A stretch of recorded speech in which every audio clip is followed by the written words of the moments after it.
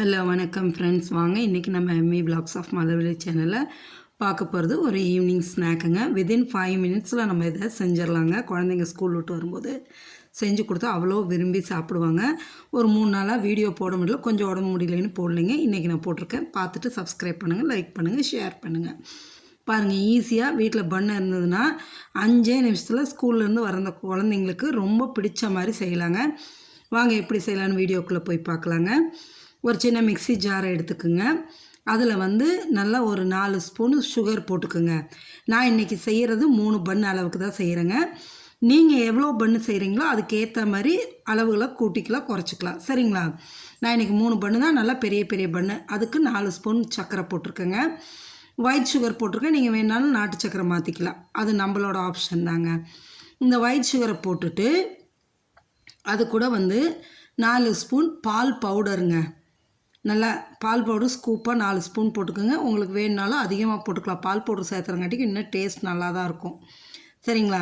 ஒரு 4 ஸ்பூன் பால் பவுட்ரு அதையும் இந்த சுகரோடு சேர்த்து போட்டுருங்க. அவ்வளோ ஒரு டேஸ்ட்டாக இருக்குங்க. ஒன்ஸ் நீங்கள் இந்த குழந்தைங்களுக்கு செஞ்சு கொடுத்தீங்கன்னா மேக்ஸிமம் இந்தமாரி செஞ்சு கொடுக்க சொல்லி உங்கள்கிட்ட கேட்டுக்கிட்டே இருப்பாங்க. அந்த அளவு ஈஸியானதும் கூட, ஹைஜீனிக்கானதுங்க, ஹெல்த்தியானதும் கூட.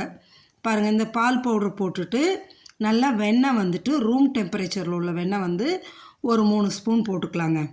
அப்படியே எடுத்து 3 ஸ்பூன் நல்லா தாராளமாக போட்டுக்கலாம். வெண்ணெய் போட்டிங்கன்னா தான் அந்த இது கன்சிஸ்டன்சி நல்லா க்ரீமியாக கிடைக்கும். அதுக்காக தாங்க வெண்ணெய் போட்டு இதை மிக்ஸி ஜாரில் போட்டு நல்லா ஓட விட்டு எடுங்க.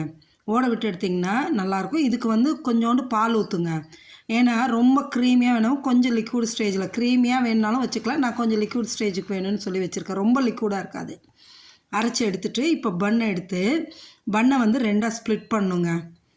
அப்படியே 2ஆக ஸ்ப்ளிட் பண்ணுங்கள். நறுக்கி எடுத்துடாதீங்க, ஸ்ப்ளிட் பண்ணி வைங்க.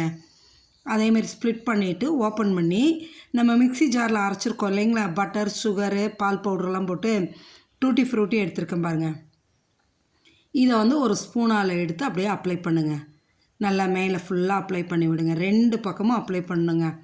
ஸ்பூன் வச்சு அப்படியே தடவி விடுங்க. நல்லா நிறையாவே போடுங்க, ரொம்ப டேஸ்ட்டாக இருக்குங்க. அந்த பட்டரு, பால் பவுட்ரு, சுகரு, இந்த டேஸ்டெல்லாம் அந்த டூட்டி ஃப்ரூட்டியோடு வச்சு சாப்பிடும்போது அவ்வளோ டேஸ்ட்டாக இருக்குங்க. 2 பக்கமும் அப்ளை பண்ணிவிட்டு டூட்டி ஃப்ரூட்டி எடுத்து தூவி விடுங்க. இதோட நம்ம நட்ஸும் போட்டுக்கலாம். நான் இன்றைக்கி நட்ஸ் போடல, ஒன்லி டூட்டி ஃப்ரூட்டியோடு நிறுத்திக்கிட்டேங்க. நீங்கள் வேணால் நட்ஸும் துருவி போட்டுக்குங்க, நல்லாயிருக்கும். இதேமாரி செஞ்சு ஒரு பண்ணுக்கும் இதேமாரி செஞ்சுருங்க. செஞ்சுட்டு அதுக்கப்புறமா அந்த பன்னு மேலே இதே இந்த க்ரீமை மேலே லைட்டாக அப்ளை பண்ணி விட்டுட்டு நான் சாக்லேட் சிரப் இருக்குங்க, அந்த ஹெர்ஷேஸ் சாக்லேட் சிரப் இருக்குல்ல, அதையும் போட்டு கொடுத்துட்டிங்கன்னு வைங்க, அவ்வளோ டேஸ்ட்டாக. குழந்தைங்க செஞ்சு உங்களுக்கு வைக்க மாட்டாங்க, அவங்க சாப்பிட்டுடுவாங்க எல்லாத்தையும். சூப்பர் டேஸ்ட்டாகவும் இருக்கும், ஹெல்த்தியும் கூட, நல்லா ஹைஜீனிக்காக வைக்கலாங்க. நம்ம பேக்கரியில் போய் தான் பிள்ளைங்களுக்கு இப்படி வாங்கி கொடுக்கணும் இல்லைங்க. நம்ம வீட்டிலே நம்ம செஞ்சு பட்டர் பன் செஞ்சு கொடுக்கலாங்க. நீங்களும் செஞ்சு கொடுத்துட்டு சாப்பிட்டு பார்த்துட்டு எப்படி இருக்குன்னு எனக்கு கமெண்ட் செக்ஷனில் சொல்லுங்கள். பாருங்கள், அந்த மேலே அந்த க்ரீம் எல்லாம் போட்டு அப்ளை பண்ணிவிட்டு அந்த சாக்லேட் சிரப்பும் போடும்போது இன்னும் டேஸ்ட்டுங்க. ஓகே, தேங்க்ஸ் ஃபார் வாட்சிங் ஃப்ரெண்ட்ஸ்.